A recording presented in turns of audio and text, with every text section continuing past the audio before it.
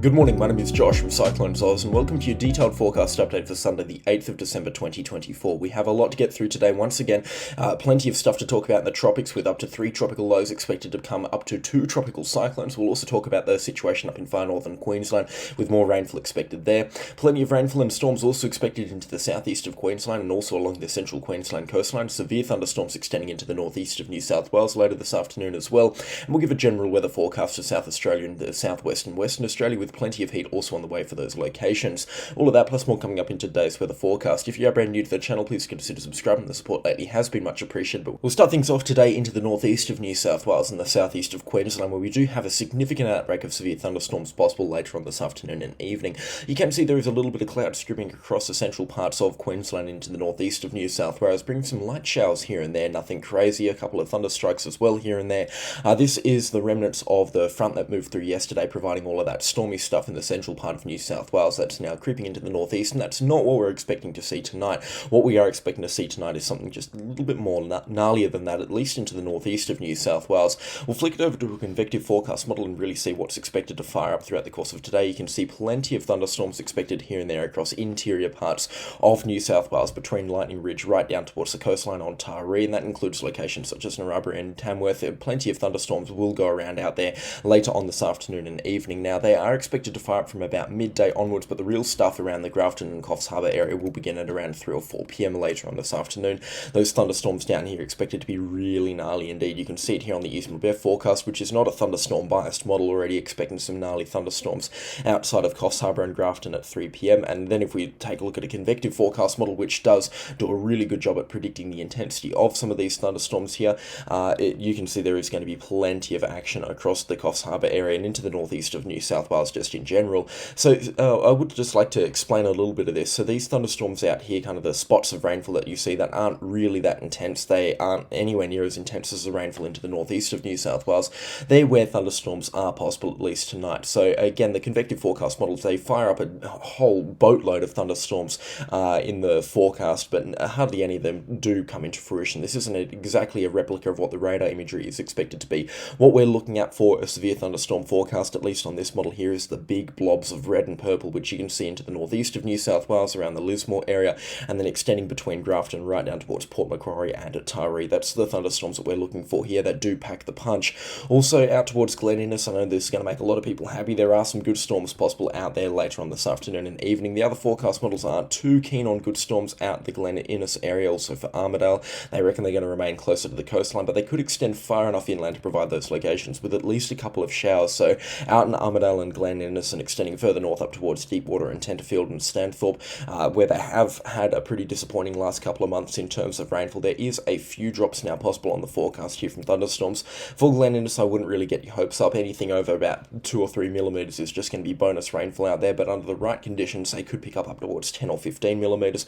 Rainfall accumulations along the northeastern New South Wales coastline are going to be much higher, though, associated with thunderstorms. We could see rainfall accumulations approach 70 or 80 millimetres. Again, those accumulations are going to be very isolated, but they will spread themselves out anywhere north of the Bat Camp, so through Numbucca Heads, up through Coffs Harbour, Grafton, Yamba, and then as far north as about Lismore, and then later on this evening and into early tomorrow morning, we'll see some heavy falls extend into the southeast of Queensland around the Boonah and Bow Desert area. From about 8 p.m. onwards tonight, we'll see some good falls up there, and then the rainfall slowly clearing out as the night draws on, and then by around midnight, the rainfall should pretty much all be cleared out of Queensland. Same deal with New South Wales, the rainfall pretty much cleared out for those locations.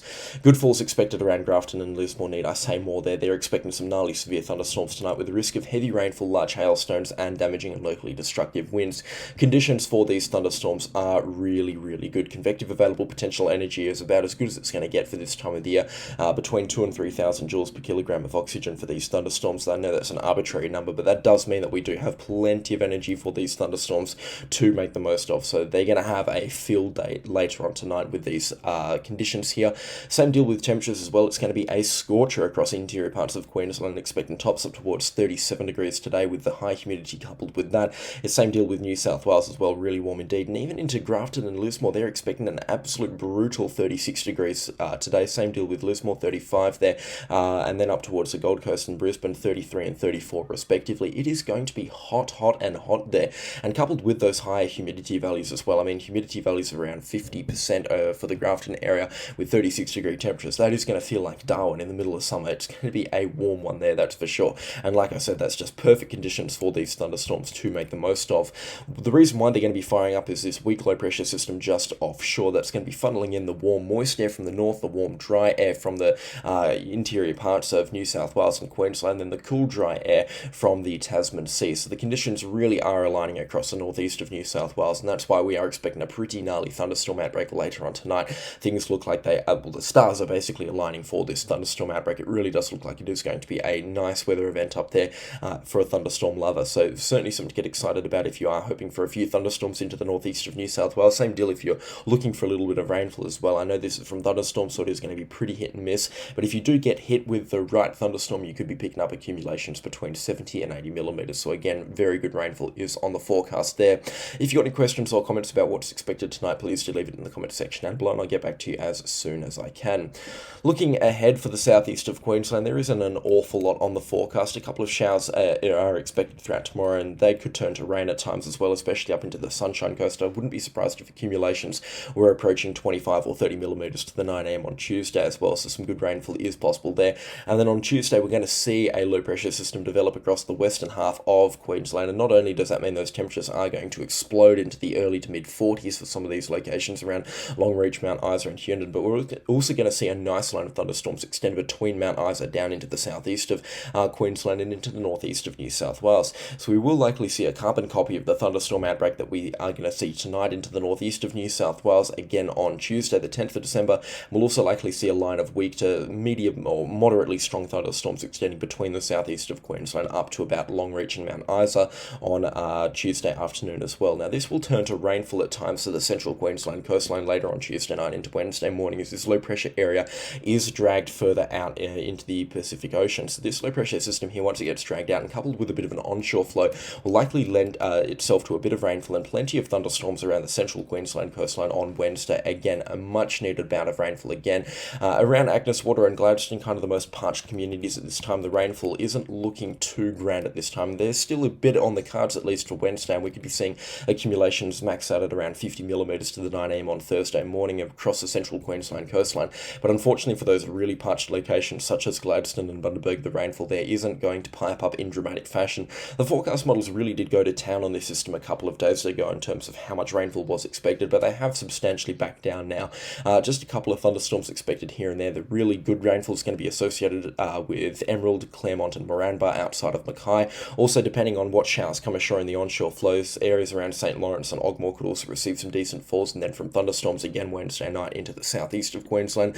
But it unfortunately looks like there's going to be a bit of a rain dome develop in this part of Queensland here, covering Bundaberg, Agnes Water and Rockhampton, which is very unfortunate indeed because they do, like I said, desperately need that rainfall. Thursday, still a couple of showers and storms here and there, in fact lending itself to an onshore flow, which we'll get to in just a little bit, up into the further northern reaches of Queensland. But it really does look like the rainfall is going to make its point very much felt into the northern parts of Queensland, and it's going to steer very much clear of the central Queensland coastline. Still, those showers and storms throughout Friday as well, clearing out Friday night into early Saturday morning. So 3 days of a few scattered showers and thunderstorms will equate to some rainfall all the time, and you can see 3-day rainfall accumulations between Wednesday, Thursday and Friday rather. You can see 3-day rainfall accumulations around Bundaberg and Agnes Water, somewhere between the 15 and 30 millimeter ballpark, and again, that's not great rainfall, but it is much needed rainfall, and they will take whatever they can get down there. Rockhampton, same story, around 30 millimeters. Ogmore looking a little bit healthier up there, closer to 50 millimeters, and same for St. Lawrence, West Hill, Serena and Mackay. Good rainfall expected to extend up there. Good rainfall also around Bowen and Charters Towers. You can see, like I said, that onshore flow kind of getting jammed up between Townsville and Bowen, and as such the rainfall accumulation skyrocket there.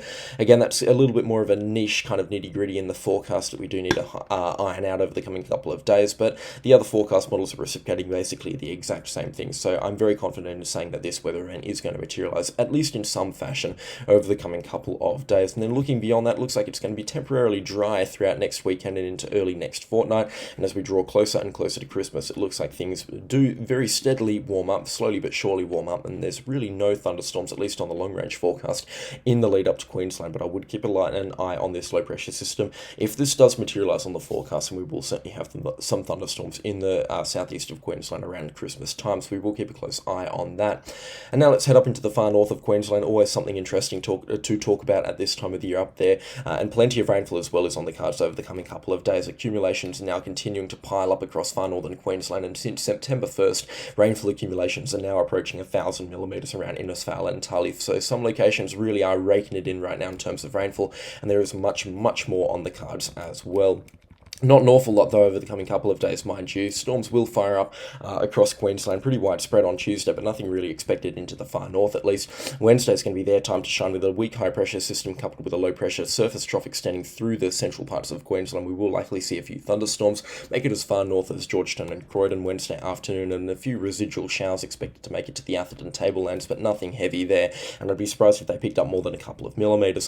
Thursday's where the real low-pressure system is going to develop. We'll likely see either a surface trough or a weak low-pressure system develop across parts of the southern Cape York Peninsula inland from the Atherton Tablelands and Cardwell, and that's where we're going to see plenty of showers and thunderstorms develop through Thursday afternoon on the 12th of December. Coupling that with an onshore flow and a low-pressure system dragging this moisture in, we'll likely see some good rainfall as well along the central and the far northern Queensland coastline between Mackay and Cairns. I'd be surprised if Thursday afternoon we weren't seeing 50mm accumulations widespread along the Cassowary coast, and then somewhere between 25 and 50mm for locations between Ingham through Cardwell down towards Bowen and Mackay, so some good accumulations are possible out there on Thursday afternoon. And then it looks like this low pressure system slowly draws itself offshore, kind of matures a little bit through Thursday and Friday as well. Don't worry, there's no chance of this becoming a tropical cyclone at all, at least on this forecast right now, even though it does present some of the characteristics. But this rainfall here could provide some severe weather for the central to the far northern Queensland coastline, and for locations between Cairns and Bowen on Friday morning. Likely some very heavy rainfall will materialise there as this low pressure system drags itself offshore.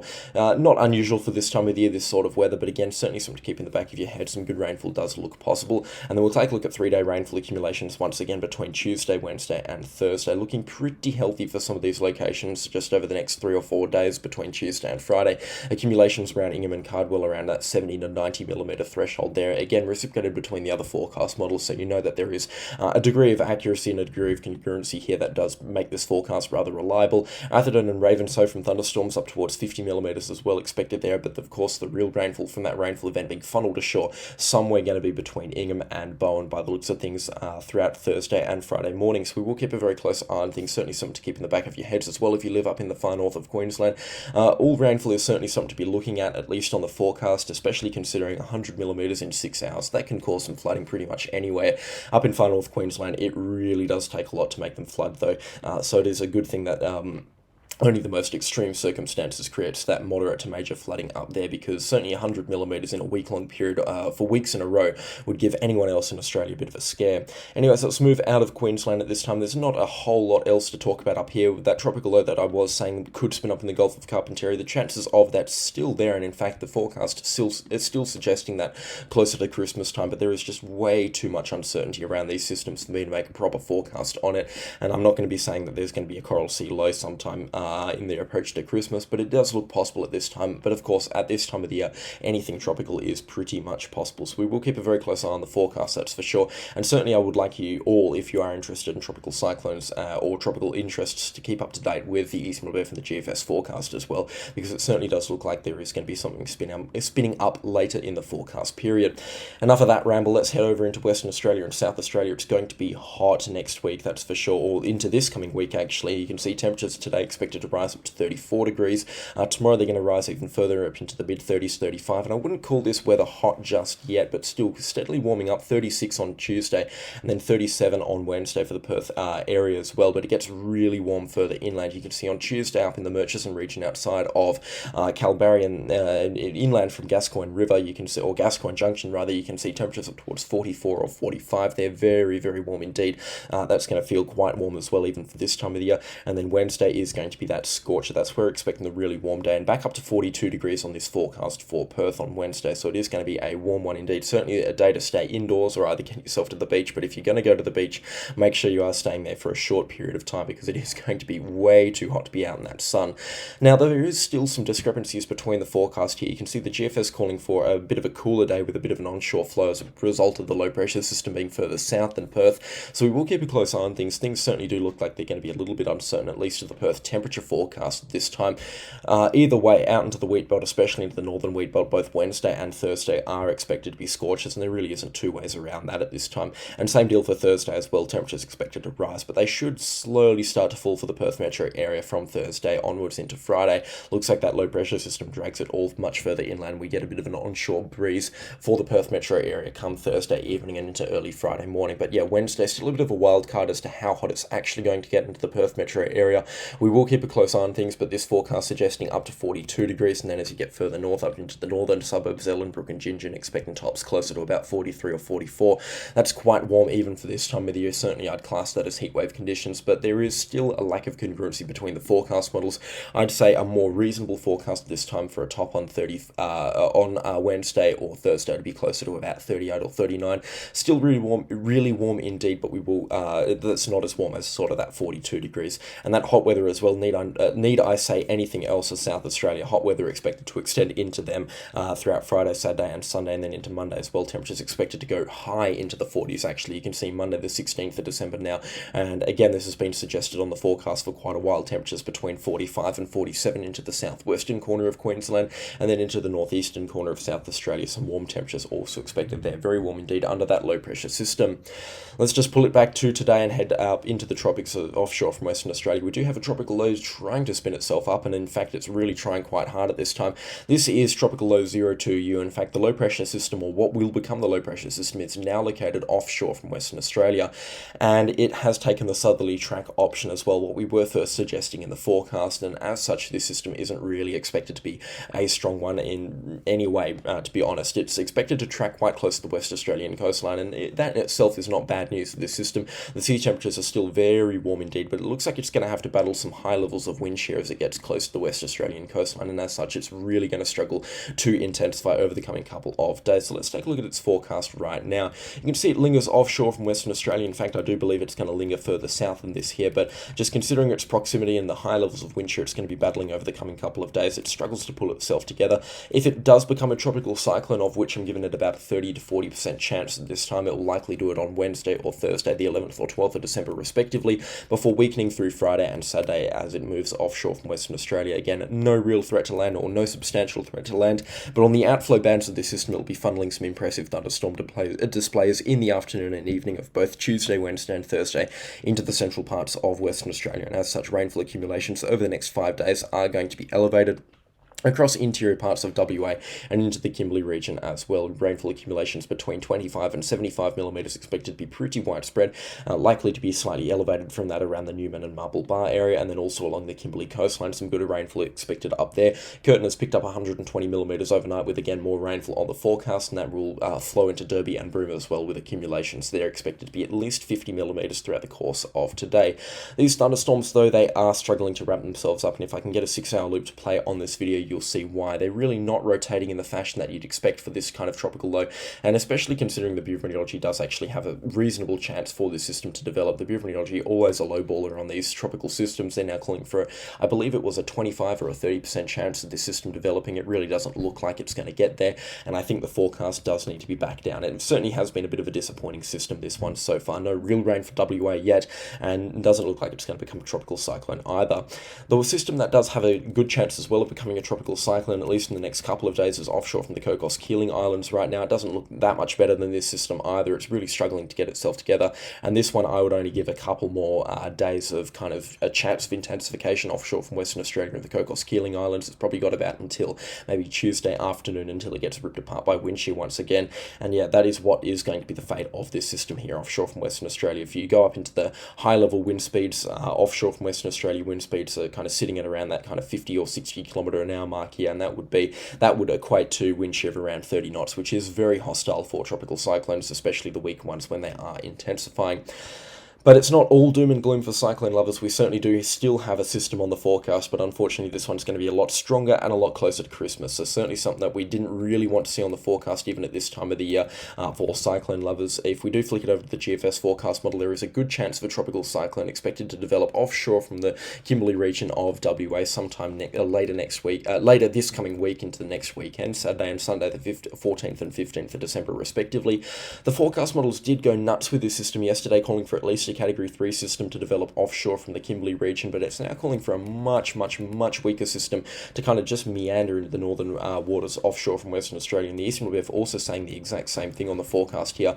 So the forecast has been back down quite substantially on this system, which again does make sense just considering the elevated wind shear offshore from Western Australia, but the sea temperatures here, they should kind of compensate for that. We're talking about water temperatures of around 30 to 31, even 32 degrees Celsius in pockets. So this is jet fuel stuff for tropical cyclones, and normally the sea temperatures can make up for what the wind shear kind of destroys in terms of the thunderstorm blow-up. So again, these tropical cyclones here looking to be very weak offshore from Western Australia. That does line up with our preliminary wet season forecast as well. I mean, we never expected anything major offshore from Western Australia, even this cyclone season, but it wouldn't make sense for a couple of really weak systems to move through Western Australia at this time of the year. Again, I'm really hoping that these systems remain quite weak, especially the one closer to Christmas time, and I hope that it does remain offshore as well, which for the most part it looks like it does. It doesn't really come close to the WA coastline, but just keep in mind that previous forecasters have been calling it quite close to the West Australian coastline, and there is all the chances that it flip-flops back to that as well. This is a system that I would like to give more of a heads-up forecast on as opposed to an actual forecast on. I'll be able to revisit this sometime into the middle parts of next week and tell you exactly what is expected,